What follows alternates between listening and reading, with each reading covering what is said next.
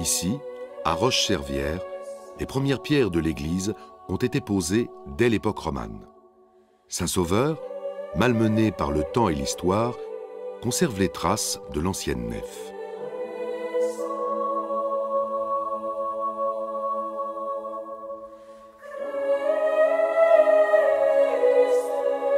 Aujourd'hui, la chapelle restaurée est l'écrin d'une merveille de la contre-réforme, un trésor de l'art baroque.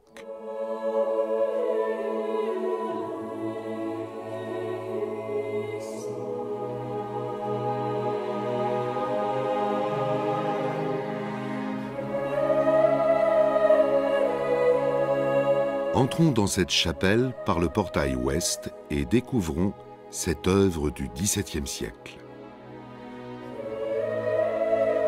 Au fond du chœur, décoré de bas-reliefs sculptés et d'ornements architecturaux, trône le retable.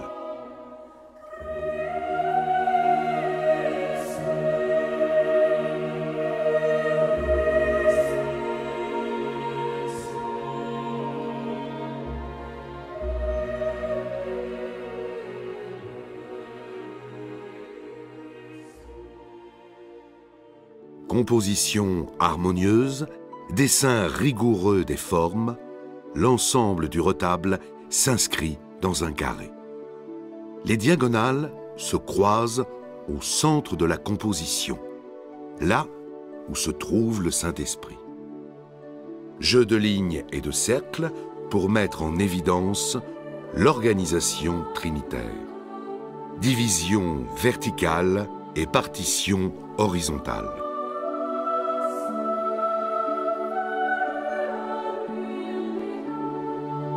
Le dessin se nourrit subtilement de proportions grâce au jeu des tracés et de la géométrie. Chaque élément de décor trouve place dans ces lignes invisibles. Harmonie des proportions et choix du décor magnifient les codes architecturaux de la fin du XVIIe siècle. Nœuds sculptés avec un décor de guirlandes, pilastres lisses et chapiteaux ioniques, entablements à corniches à ressaut et denticules, autant de détails qui façonnent cette œuvre d'art.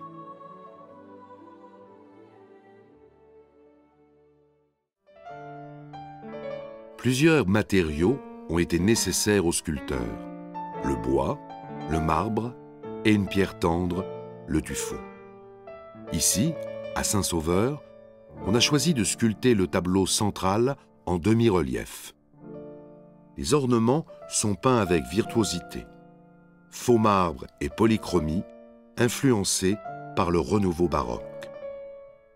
La restauration a permis de mettre au jour 3 niveaux de polychromie, remontant ainsi jusqu'aux couleurs d'origine.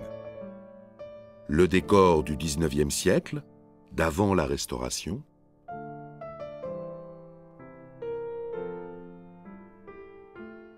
le décor du XVIIIe siècle, qui a pu être restauré, est donc visible aujourd'hui. Le décor du XVIIe siècle, le premier de ce retable, était trop fragile pour être entièrement restauré. Sur la grande draperie autour du tabernacle, observez les choix de couleurs qui se sont succédés. Au XVIIe siècle, l'artiste adopte un jaune doré. Au XVIIIe, un rouge foncé. Au XIXe, un bleu clair.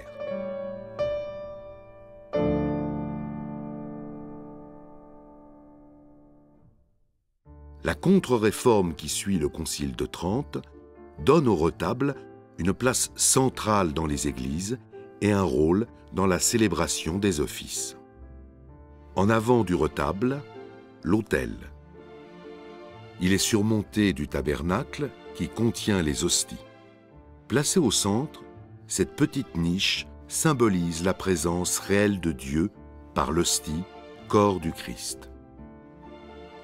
À Saint-Sauveur, le tabernacle est sculpté en même temps que le retable, intimement lié à la composition générale. Il est aussi coiffé d'un espace libre, l'exposition, où est présenté l'ostensoir avec l'hostie consacrée.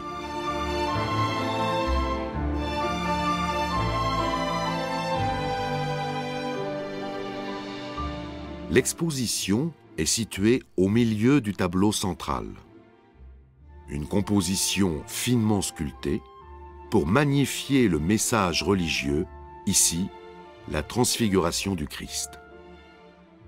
L'artiste s'est vraisemblablement inspiré d'un modèle célèbre peint en 1517 par Raphaël pour illustrer le passage de la transfiguration.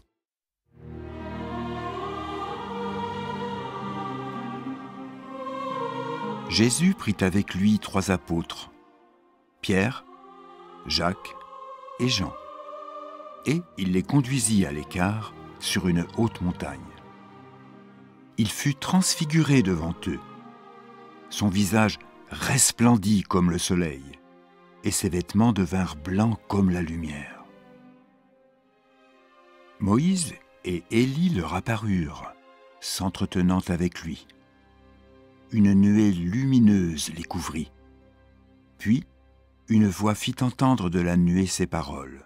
« Celui-ci est mon fils bien-aimé, en qui j'ai mis toute mon affection.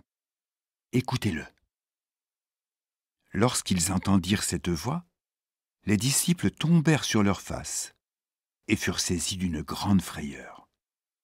Mais Jésus, s'approchant, les toucha et dit « Levez-vous, n'ayez pas peur. » Ils levèrent les yeux et ne virent que Jésus, seul. Dieu, le Père, Jésus-Christ, le Fils, et le Saint-Esprit, symbole de la Trinité.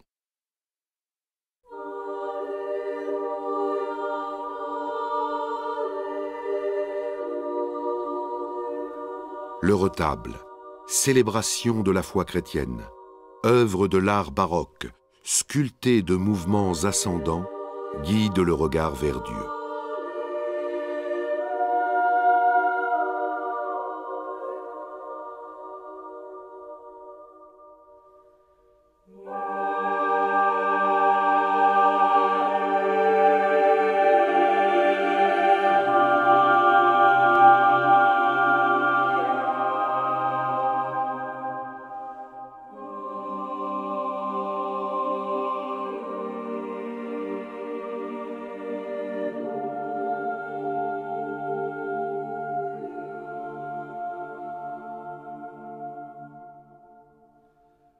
Stylisation des drapés, expression des visages, éclat des dorures, tourbillon de couleurs, ce retable, tel une porte, ouvre un passage de la terre au ciel.